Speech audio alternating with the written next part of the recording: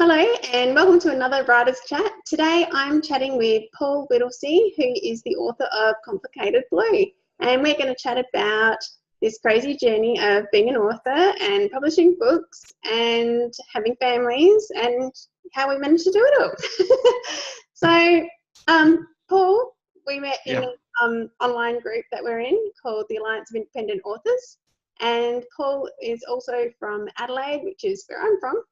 And so that became a talking point. And also he writes urban fantasy and about witches and cool stuff. So we're going to get along for sure. So when did you actually start writing? So Complicated Blue is your second book. So when did you start writing? What made you decide to go from, I've got an idea, I'd like to write a book, to actually writing a book? A long time ago. I've been... since 19, when I was 19, I started writing songs. A friend taught me how to write a song, and then I just kept writing them. But and generally, it was a way to do something with poetry in some way. So I always thought I was going to be a rock star. So that's what I was doing for years and years and years, and I still do it as well. But now that I've started writing books, I write less poetry because I've gone into a different kind of writing. So at some point I decided, well, maybe I can write something more than a song, and I can make a musical. And my background is actually in theatre, so my real job, which I don't do anymore, was work as a theatre technician. So at the time I was living in Germany, and before that, actually, I studied architecture for 2 years, and then kind of stopped with that, and then ended up in theatre by some strange thing. Which actually took me to Germany. So I was sitting in Germany, and I was in the control room in Germany, and we would have shows that went for like 8 or 10 weeks, and then it was kind of autopilot. So you had to amuse yourself. So this idea sprang into my head. Maybe I can write a musical. And I'd had a friend at university, and he was part Aboriginal, and I found Indigenous culture really interesting and fascinating. So I thought, well, maybe I can write a story based around him, but a more fictitious, somebody who doesn't know about Indigenous culture and gets confronted with it. So that was probably about 20 years ago. I had this idea, and I kept trying to do this musical. I went back to Australia. I travelled through Central Australia. I stayed on Aboriginal communities, met some fantastic people, and they encouraged me to write, even though at the back of my mind the whole time was, I'm not Indigenous, so do I have a right to write this? So that held me back for a very long time. Eventually I got over that, and the Aboriginal people that I met convinced me, you should tell this story. And about 5 years ago, I kind of started writing something else, a bit of a memoir about my rock and roll experience called Exploits of a Rock and Roll Failure. and I thought, well, that's not really going to sell because people don't, you kind of have to be famous in some way for people to appreciate something like that. So then I went back to this idea from the musical. And then I thought, well, okay, maybe I can write a book about it. And I'd never thought about writing a book. I never dreamt that I would be an author. That wasn't my thing. I thought it was always going to be music. And so then it took me about 4 or 5 years to write that. And in the meantime, about 2 years ago, I got laid off from my job. I was a head technician of theatre here. And then I decided, well, this is the opportunity. Now I really have to go for it. And at that stage, the book was nearly finished. So I spoke to publishers here and actually got accepted by one, but they wanted me to translate the book into Dutch. Okay. I'm living in Amsterdam. So I started doing that as well, and I got the first chapter translated. And then I worked out what it was going to cost me to do the whole book. And well, I translated it for the publisher, and the publisher came back and said, do the whole book in Dutch. Mm. And I was like, okay. And then I realized it was going to cost me like €5,000 probably to do that. It's like, that's just not within my budget. So then I started looking more into independent publishing. I guess I researched it for about a year, and then in the meantime, I finished the book and I found an editor in Australia, actually in Cairns, because I thought it's an Australian book, it needs an Australian person who understands where I'm coming from. So this is for Loreless. This is for Loreless, yeah, this is Loreless. And that really set me on this journey, and it started with this passion for Indigenous culture and a way to tell people about it, and ended up being a book. So I published. I'm sort of half unemployed. I get some money from the government to look for a normal job, but I'm also half set up my own business. And by being laid off, I also got the opportunity to start up my own business.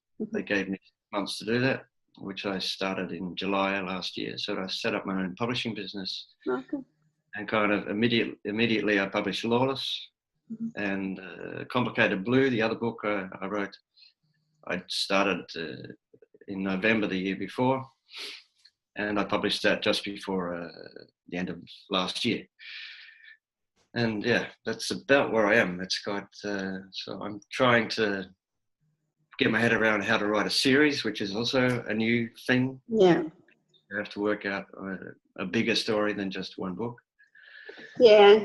Do you watch a lot of TV series? Like what's your research for that? How are you learning to write that arc over a few books?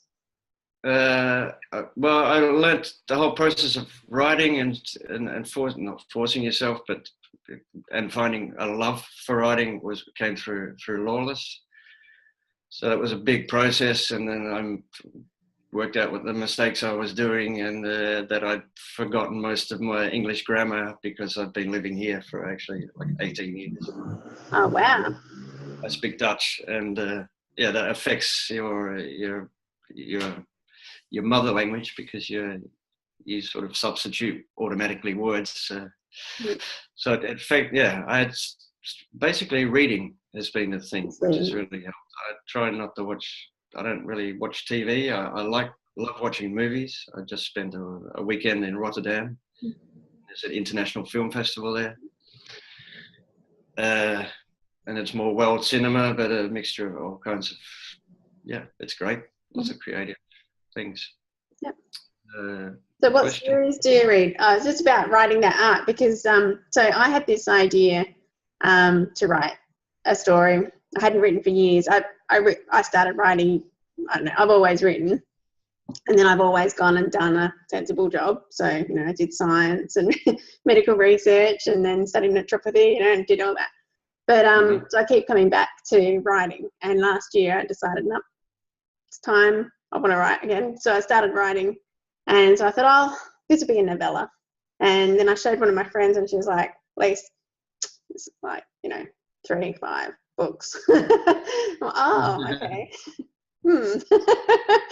And so then it's been like, okay. And then as I'm writing, it's like, there's this part of the story that needs telling and all of this. And it's funny because I've kind of organically stopped this first book in this place, which makes sense.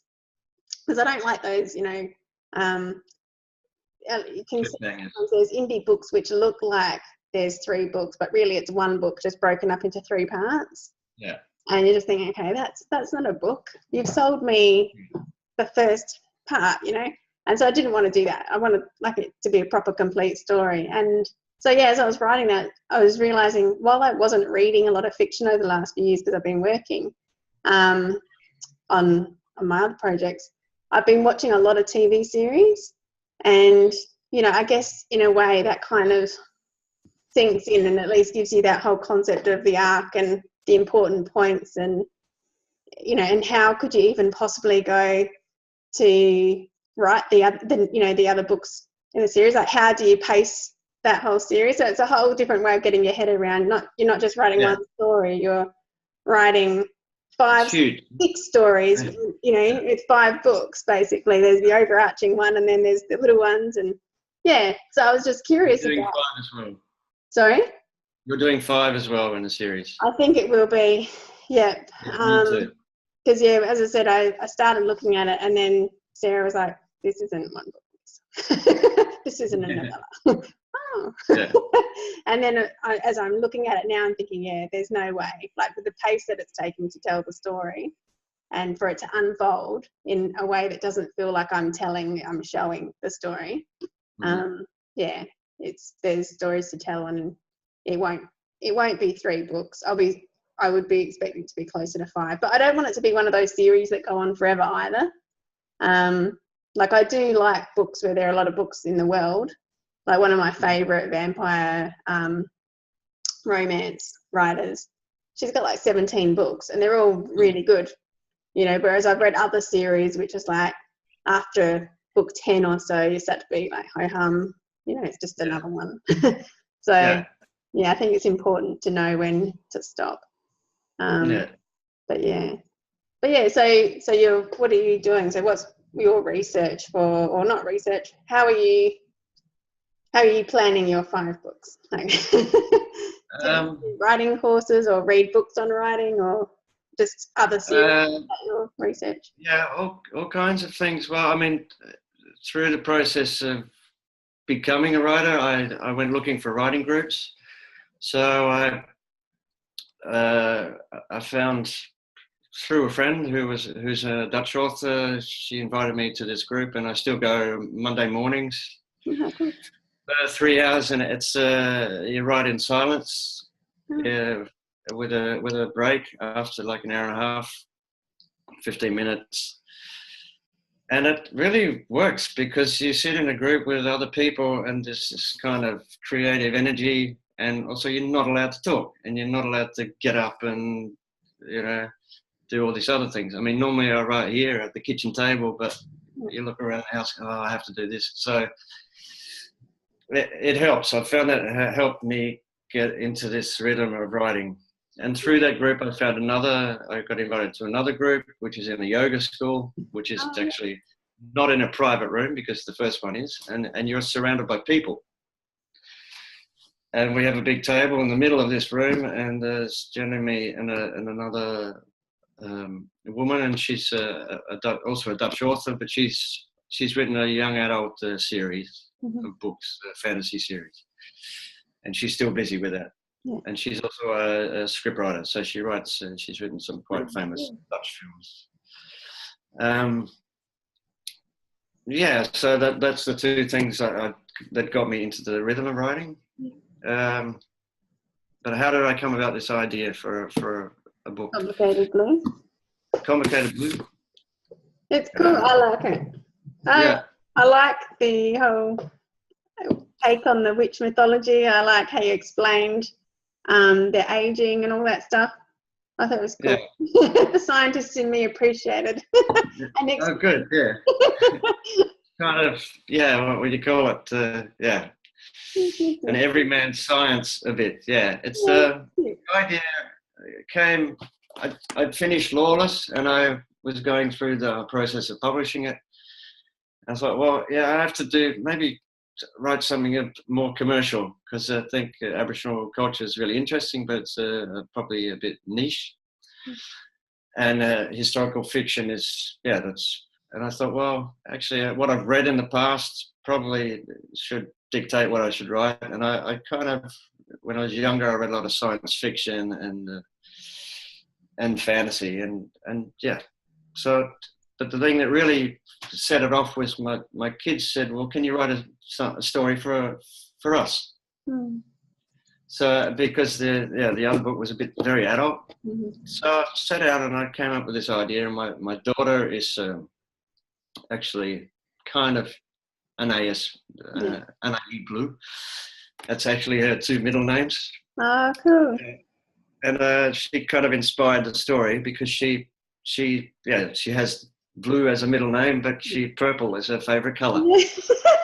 You know what's funny? So our surname is White, and my daughter loves purple.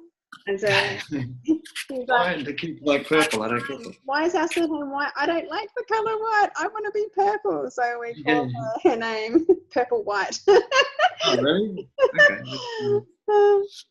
It's funny. So actually, yeah, like the second chapter in the book, which is entitled Blue, is actually that story which I wrote for them. Yeah.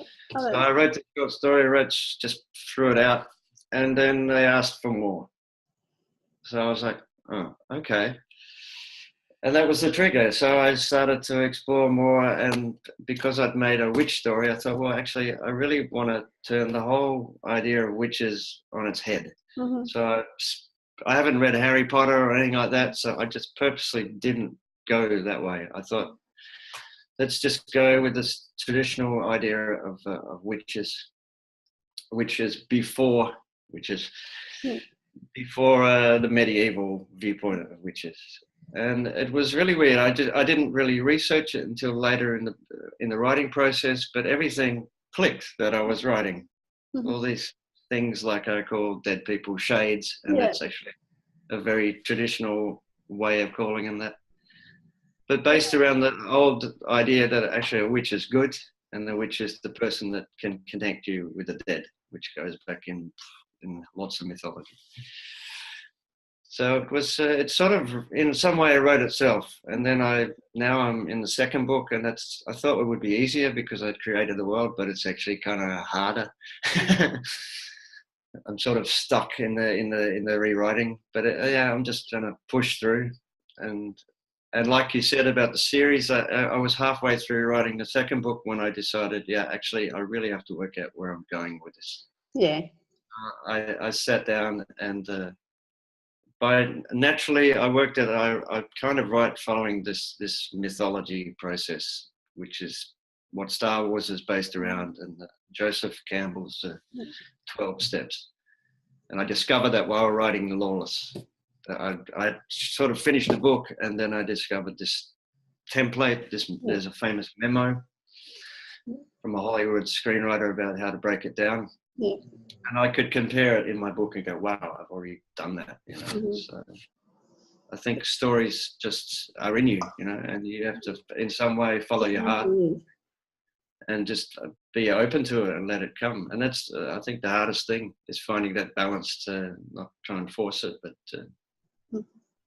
also just the process of sitting down to writing is the hardest thing. But once you're there for half an hour, then the juices start to flow, and and quite amazing things happen. And what really surprises me is I read stuff back and go, wow, did I write that? It's good when that happens, isn't it? That's the coolest thing. Yeah.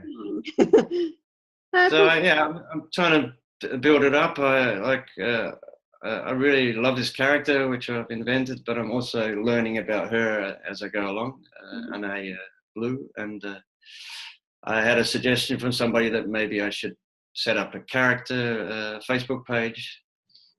So I set up under, you have different things, but I set it up as a book series, but just as the name of the character. Yeah. That's also fun. Things come past. There was some interview with Madonna a couple of months ago. Madonna did some big speech for a woman. She got a woman's prize for Woman of the Year or something.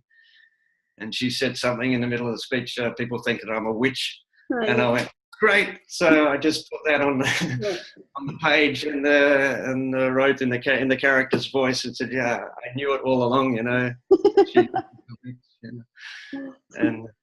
so that sort of extends it. And I think that's part of this. The great thing about independent authorship is that you can go further with it.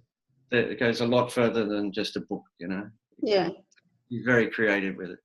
Yeah, well, there's so much to learn. I mean, so with your publishing business, is that just, do you publish other people's books as well, or just your own at the moment? At this stage, just my own. Yeah. I'm still getting my head around it. I think that the hardest thing is marketing, and probably out of the time spent on publishing and writing and everything, I think like writing is 20% and marketing is like 80%. Yeah, it's very trying to find a way to do it which is cost effective and not so time consuming, so that to try and find the balance again. Yeah, I've learned that the hard way with the cookbooks that I've released. We've spent lots of money, an embarrassing amount of money, and learned all the lessons the hard way. Did all the things you're not supposed to do, which I now know, and now I'm seeing this information, which would have been helpful 3 years ago, but oh well. But yeah, but it's training, eh?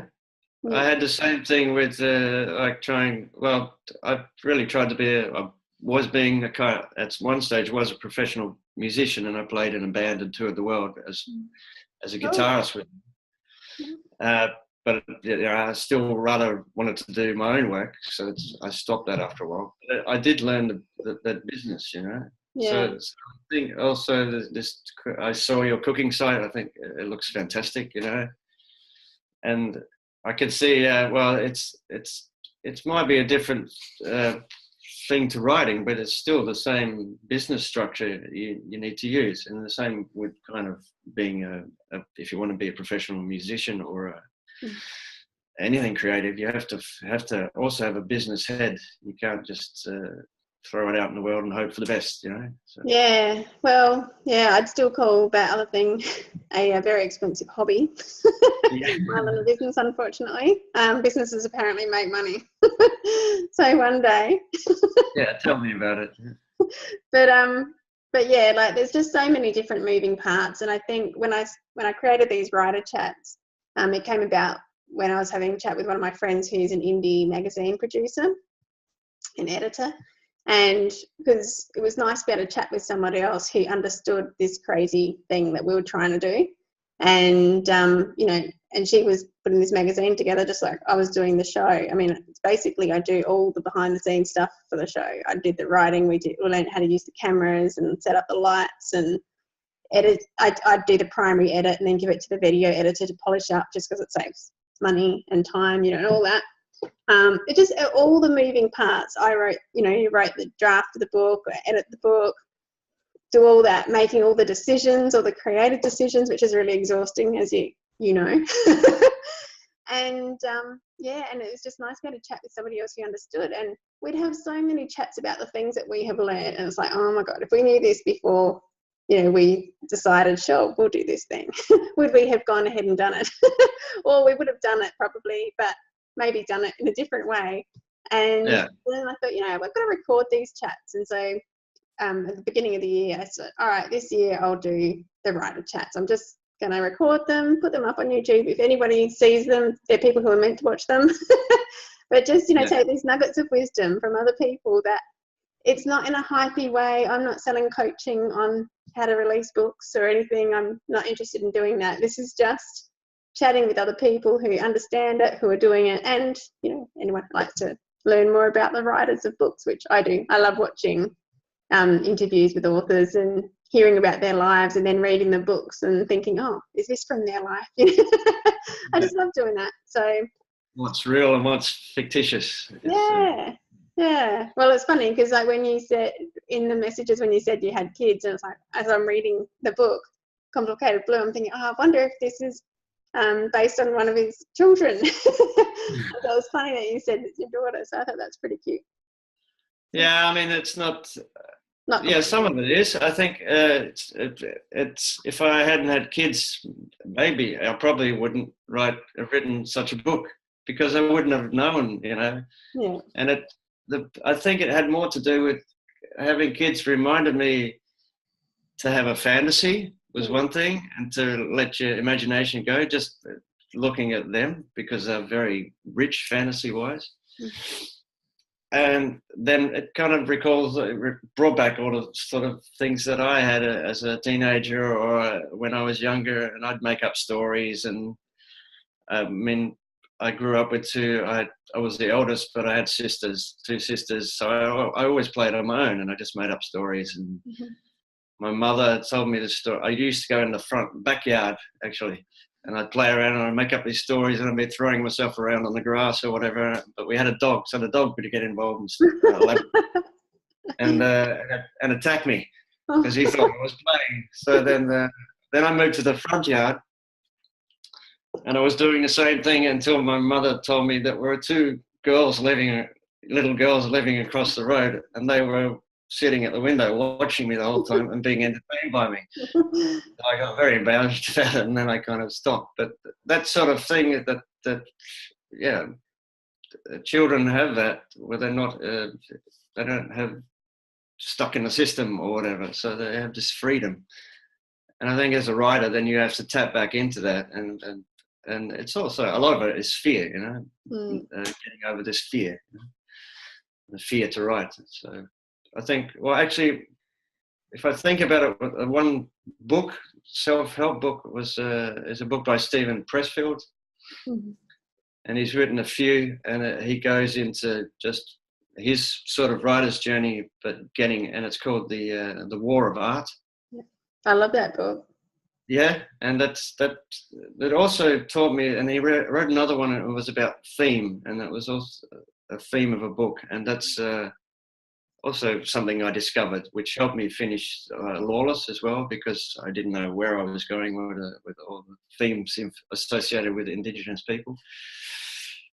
And yeah, finding what the core is of the story, but also basically fear sucks and don't let it take you over. So it's you can. There's that crux point of where it goes from being an idea to something you're actually going to do, and then you're still in that cozy, cushy sort of space of I'm doing. It's a bit like being a student, being at uni, or I don't know, dating before you get married, or it's like there's this cushy space, and then the next bit when it's about actually going through the editing and choosing the cover, and then it's pressing publish, and then that's the next big thing you have to jump off. And so it's like making the decisions. There's decisions all along the way, and I think that can be really exhausting and taxing for people. And I think that's why writing, even like we hit the dead end with the story sometimes, because it's like, do I do this or do I do this? And for me, I'm writing it out at the moment. My options, like plan A, plan B, and then in the end I had to rewrite my story completely, my fiction story that I'm working on. So 40,000 words all over again, because I changed one thing and I just wanted to know how it would feel, but I had to kind of do it all. So yeah, no, I think it's the decision making process, and there's all these steps in between that you can just stay in that zone. So the M writing stage, so I was saying it's going to be M publishing. And I think that's difficult, finding that balance, like the business side of being an independent author or publisher and being the creative. Yeah. Trying to find a good balance, because you have this pressure. For me, it's a bit like I'm starting to make a living from it, but it's not enough yet. But I know that I have reserves for a certain amount of time, so there is that pressure as well. Yeah. Because I'm really going for it. I'm serious about it, and I'm going to go all the way. So cool. So what are you doing? Sorry to interrupt. What are you doing? So what are the things that you're doing to get the book out there and to get the book seen? I do a lot of things locally. Now I've sort of brought the music together with it. And I actually have two bands doing my songs. One is full-on rock electric, and another one is acoustic with a cello player and an accordion player. Well, actually a lot of instruments. And that's a lot freer. So, and we can play anywhere. So actually what I'm doing is booking gigs where I read from my books and then sing songs in between and connect the two. So I'm not going to usual writing places. And I find actually probably half of the income is just coming from me doing things like that and just walking around with a paperback in my bag. Yeah. I generally, every day I sell a book somehow. Oh, cool. And I think the thing is I'm looking at it not, I have to make this much money in a month or whatever. I'm like, how much do I need to make a day? Mm-hmm. And it was right at the beginning, I sort of worked out, okay, well, I have to sell 10 ebooks a day or something to make enough to equal the income that I was making. Yeah. And to be honest, the ebooks haven't really taken off for me. They have more since I released the second book. And I can see that actually the process of releasing a new book on a regular basis is the secret, really, because it will bring in new readers every time, and they will go back and they'll get the first book. And it wasn't actually until I released Complicated Blue that we'll have the links below. yeah. And then that was the first time I actually I organised a signing session. Oh, cool. And all these people turned up, and they didn't just buy that book. They turned the one, and I just went and sat in a friend has a kind of a restaurant, a cafe restaurant, and all these people are very supportive if you tell them what you do. And I found, just say I'm a writer, I'm an author, and then everybody. I've discovered all these people that I didn't even know were readers, but there are some pretty ferocious readers out there. Yeah. So, and I sold like 20 books in like sitting there for 2 hours and read a chapter and signed books, and it was great, you know. That's really cool. I find the offline easier to sell, to be honest. Just with my cookbook. Like I don't go to the bookshops. I've gone to health food stores because it's a cookbook with whole foods and organic foods, and that's what these places sell. And also probably because I'm an avid cafe goer, I've got a few relationships with cafes around the place. And so when you go in and then say, I'm not just a customer, I've actually got a book. And they're like, we'll buy, some, and they'll put them on the shelves. And I found that's been easier, and the ebooks just didn't take off. But I wasn't investing time in learning about Amazon or book selling platforms. I used to work in a bookstore. When I worked in a pharmacy, I was managing the book section in the pharmacy, and like my life has been about print books. And I only got an e-reader last year at the end of the year when I decided, well, hang on, I'm selling ebooks. I really need to understand how that works. And the other thing is, if I'm selling books online, because it's a bit easier in terms of just, all the paperwork and all of that kind of thing, I need the buyers to be online. And, and that's why the print thing is. So when I made a conscious decision to slow down the print thing, because, going to fairs and stuff, it's just a lot of setup and it's a lot of effort. And then I was doing cooking demos, and that's just a very pricey exercise. So no more cooking demos. I've got one more coming up, but it's a massive expo, so it's worth it, and I'm a guest presenter for it. But other than that, it's like no more.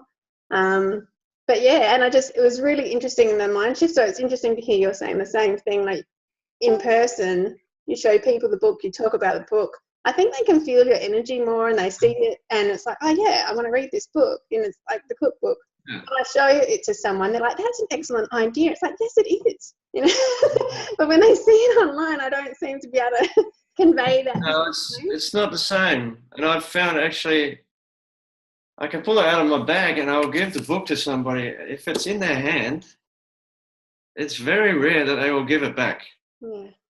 It's something tangible about a book, and something like, wow, then it's like, wow, what's in here? So did you do a print run, or is that print off and print on demand? It's print on demand, but the quality, these are both from, they're both from Ingram's. Oh, okay. For the first time, I did a hardcover of this is the hardcover. Oh, cool. Yeah. That's also like, wow, I have a hardcover. And I also had the book signing. I had people that were really, they weren't so interested in the story maybe, but they wanted a hardcover. And I had like a couple of people go, well, I don't know when I'm going to read it, but I like hardcover books. Yeah. So there's also that preference. So I think you have to have different sources of income, but with a book, that's cool because you have an ebook and you have to offer your readers all the different ways that they can access a book. and not think. And I think there's a lot of independent authors that are totally dependent on Amazon and just on ebooks, and a lot have made a success of that. Yeah. But I think you have to have some kind of diversity, and yet that way you have a backup, you know. And that's what I've found. People are really. There was a big dip in income from authors at the end of last year or after the summer. Something with the KDP went a bit wonky, and I know a few. I've met authors online, or I have other author contacts, and people were like freaking out, and I was really happy actually that I had the physical books, because I knew, okay, if I need to make more a month, maybe I can go out and go to events or organize stuff like that. But it is a constant, that's sort of really, I've discovered my base income is that. Cool. How many, how many did you print? How big was your print on demand? I print like 40 at a time. Okay, cool. See, that's rational. I did 500. I print locally because, you know, naturopath, I want to actually be environmentally friendly. Yeah. But that cost us a lot of money. Each book cost a lot. It was like $12 per book because it's a cookbook. Yeah. I learned all the lessons the hard way. But I'm stronger and older and wiser now. Yeah. No, well, there was also a thing which put me off traditional publishing, because I got told, I read stories about a big print run. They'll print something, well, they print 3 times as many copies as they know are going to sell. So if they think a best-selling author is going to sell 30,000 copies, they'll print 100,000. And 60,000 books will be pulped. And I was like, that's such a waste of, that's so environmentally unfriendly. So that also swung me to, I think print on demand is fantastic. I think it's the quality. That was the other thing. I went to books. My book is also in 3 really big bookshops here in Amsterdam.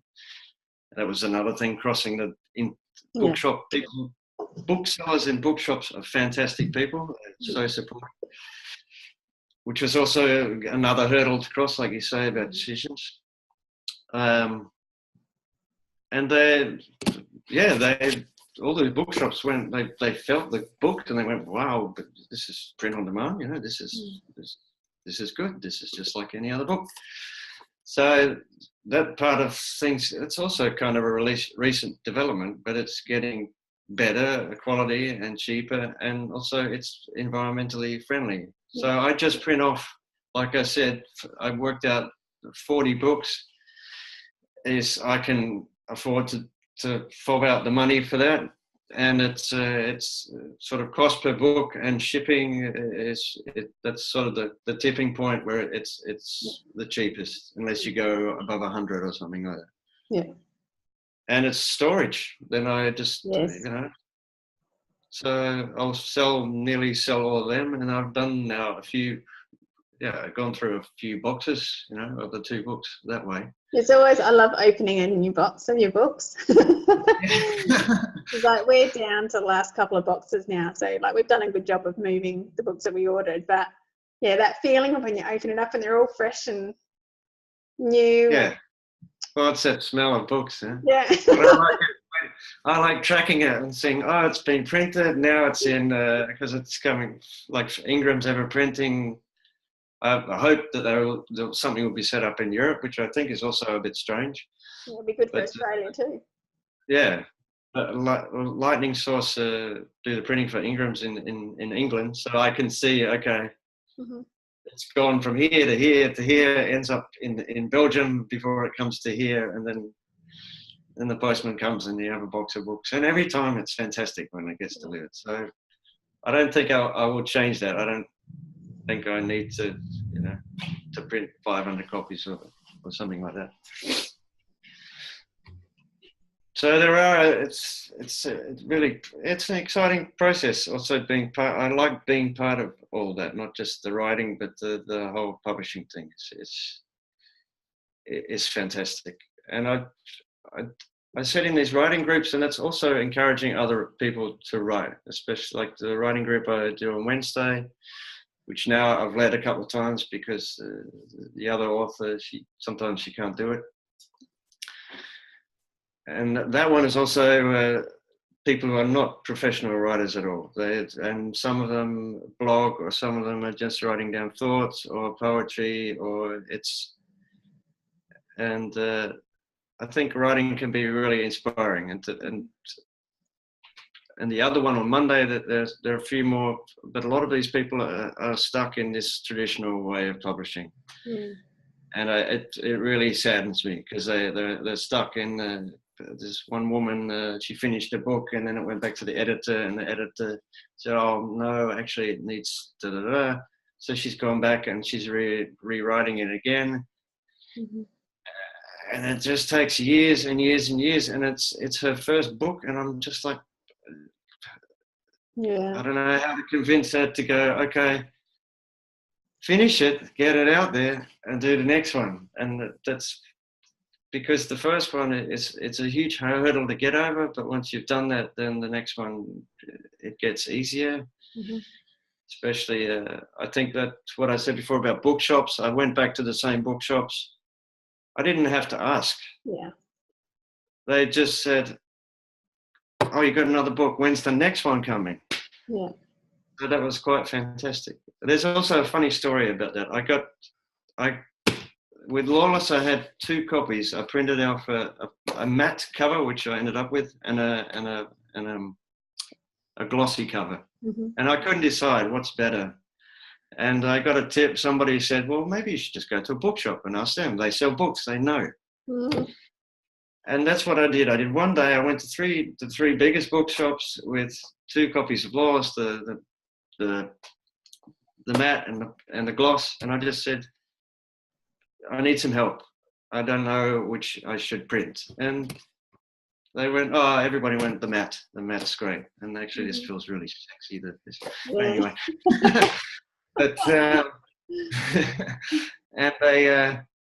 and then the next thing they said was, "Oh, you want to put the book in the shop?"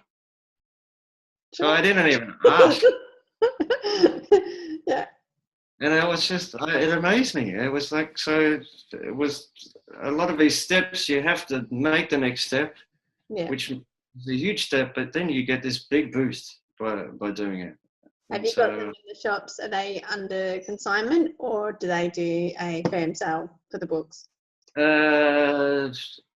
With one bookshop, one book ordered it straight away. Mm-hmm. And they got it through Gardeners, but some bookshops didn't have the necessary connection. Okay. So one book actually ordered, the other ones we tried, and they had their own internal database, which supposedly gets updated, but this is an American bookshop in Amsterdam. Yeah. And somehow it wasn't being fed into their system. So we ended up doing it on consignment. Yeah. And we've done it again there, but it's better if they order. And the other shops, one other shop, they did it on consignment first, and now they're doing it. The second book, they just went, "We'll just order it," and they ordered it straight away, and actually came back to me why I did it. So I had to go and work out what had gone wrong. And there are all these steps, but Yeah, that's cool. I did mine firm sale. Okay. Just because of the sheer cost of the book, I figured I couldn't risk having a copy out on the shelf in the shop, getting all dog-eared, and then being given back. It's just $12 down the drain. And so, I did firm sale, and it's really nice. Like when you see like a couple of stores sell, they sell their 11 books, and because I did like a 10+1 special. Then they call you again for some more, and then they call you again for a couple more. And so it's like, wow, cool. That's good. But, you start to understand, and I think it's something that writers don't get, so the indie publishers are getting, because they're having to do all the steps, but writers don't get. And I reckon I saw a talk by, I'm just trying to think of his name, the guy from Hay House. can't think of his name, but he's one of the I head. don't have Australian TV years. I know, like, you know, Louise Hay, her publishing house. Anyway, the head guy was giving a talk, and he was talking about the distribution networks that basically the publisher has a distribution. The distributors have the network with the booksellers and the bookshops, and that just really makes you realise that it's not writing the book, it's getting the book into the stores. And like what happens with a lot of indie published people, they do a small print run, a small local print run, so it costs a couple of $1,000, and then it's exciting if they have their book on consignment in one local bookstore, but they don't realise they're never going to earn that money back to do another print run. Yeah. And those numbers, like, it's just not, those numbers will never work. No one's going to find it, like that way. And I think that's part of the benefit, even though it's hard work. I think that's part of the benefit of the indie publishing journey, because you go in, you meet all these stores, you meet all these people, you build these connections, you're handing your books to people, and you're starting to see that funnel, and then you get that feedback as well. Oh, we loved we loved this, the bit in this book, and then you're like, oh, okay, and so the next world you build will have more of that in it, or you know what I mean, you're fulfilling the readers, which is really what it's all about. It's about getting the books to the readers, and it's about their fantasy world for escapism and whatever. Yeah, the healing power story. Yeah, it's quite fantastic. So I'm glad I made this decision. So I don't have any regrets about it. I'm glad that I researched it, because I did spend a lot of time working out, is this doable or not? Yeah.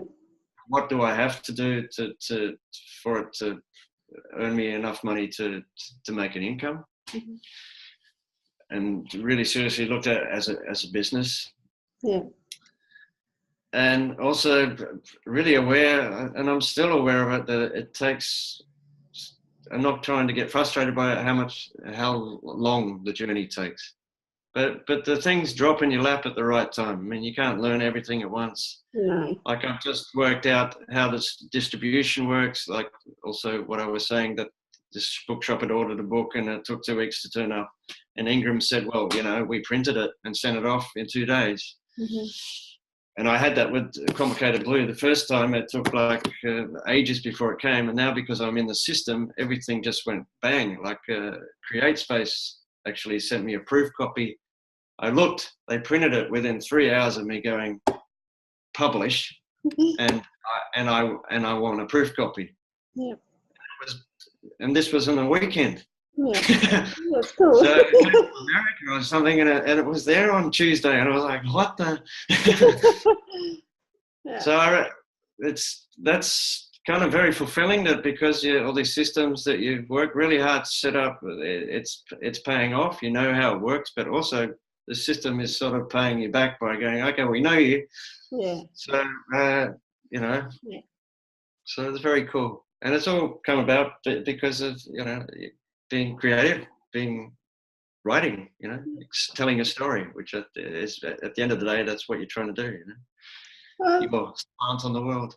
That's it exactly. Yeah. And you can see that, I think, when you read, you can see it in the books, like what people are trying to say, or you get that sense from the stories, even fiction, which is what I love about it. I love it.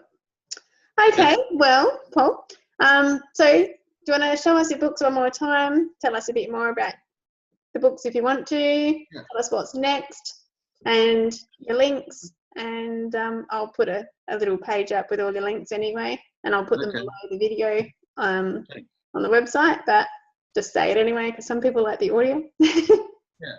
My first book is called Loreless. It's about an Aboriginal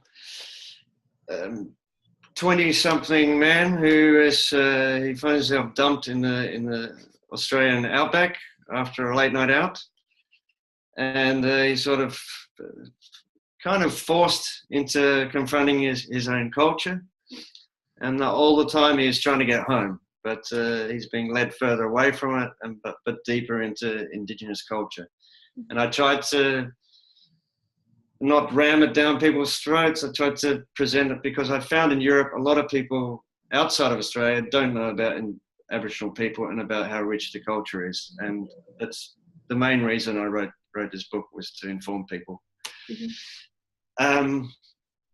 Yeah, so that's available in ebook and paperback. It's not too long a read, and I've had an enormously great response, except for 1 3-star, which I got the other day, somebody who just didn't get it.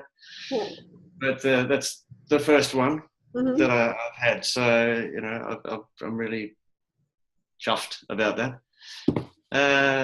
My second book is called Complicated Blue. It's the first, what I think will be a series of 5 books, now that I've mapped it out. And it's an alternative take on witches. And you follow the journey of a teenage witch trapped in the body of a 5-year-old. And I love that. That's really cool. Trying to come to terms with herself as a witch, learning her magic, but also the world. And some parts of it are kind of a bit philosophical, but I think the core story is very strong. I've read it to my 8-year-old son, and I would ask him after every chapter, did you understand that? And he could recite back what happened. So I know even for young readers, the language might be a bit difficult for them sometimes, but it's every man's story in some way. So that's available in a paperback and a hardcover, and also ebook. And at the moment, it's both books available in iTunes, iBooks Store, well, everywhere. Also the print books as well. So excellent. And we can find you. What's your website? Is it PJ? Yeah, my website is pjwhittlesea.com. And there you'll find I blog. I try to write a blog about my writer's journey and what I discover. So I blog once a week, and there, if you sign up for my list, then I'll send you the next book in the series, which hopefully my goal is to have it out by April, May. Oh, cool. So I'm trying to push that through. And my goal actually for the year is to try and get out 3 books, but well, we'll see how we go. Let's keep going. Cool. Very exciting. Well, yeah, I'm aiming for July. I was hoping for my 40th. It's not going to happen. Okay. Well, before the American European summer, I think it's important. Yeah. Thanks for the opportunity to chat. It's fantastic. That's all right. Touch base again. Let me know when the next one's out. I will. All right. Well, thank you. And if you want to hear more Writers Chats, head on over to the website. The links will be after this. Or just subscribe to the YouTube channel. Okay. Okay. One more thing. Actually, a friend of mine, he runs a bookshop in Hindley Street in Adelaide. Are we still recording? I can stop the recording. Oh, do you want to record? Do you want this recorded? Yeah. Just I can edit it. Okay.